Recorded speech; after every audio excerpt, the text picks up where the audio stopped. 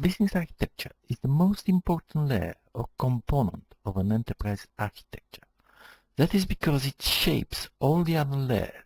For instance, business functions and processes dictate the type of technology and organization that implement them.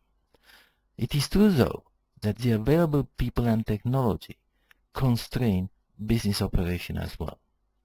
But what are the essential parts of an enterprise? At the beginning of the 80s, Michael Porter suggested that any enterprise consists of two categories of activities. Primary activities, which are the operational processes that deliver the product, such as inbound logistics, operations, outbound logistics, sales and services. And secondary activities that are all other supporting activities, as for example, human resources, technology development, procurement, etc. Taking into account the dynamics of today's economy, I concluded, though, that development activities are worth a category in themselves, since a great chunk of them, such as strategy and new business development, new products and capabilities development, R&D, ensure the competitive edge of the enterprise and its continuity. In a world that spins faster and faster, more and more activities are outsourceable and outsourced, even operations, once a core activity.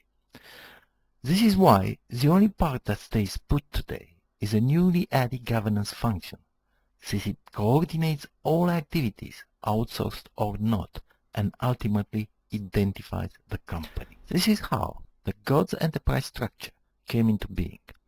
GODS stands for Governance, Operations, Development and Support. Since primary activities are often outsourced to specialized firms, they become autonomous chain links in what Porter called value systems or networks. I found that the operation functions can be further subdivided in three large flows or chains in the operations value systems. These are marketing and planning, production and delivery, and selling and servicing. But what are the key enterprise functions and flows that describe a business architecture?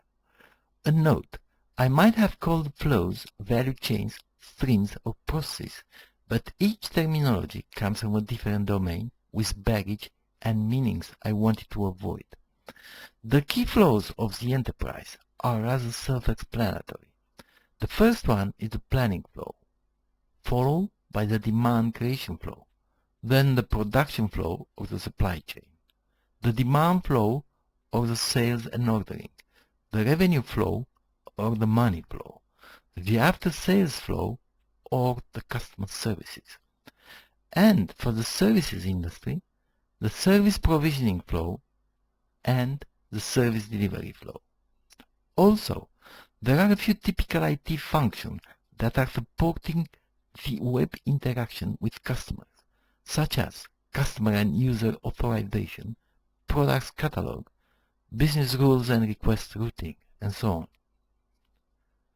Even though they are essential, the development, support, and governance flows are not described here.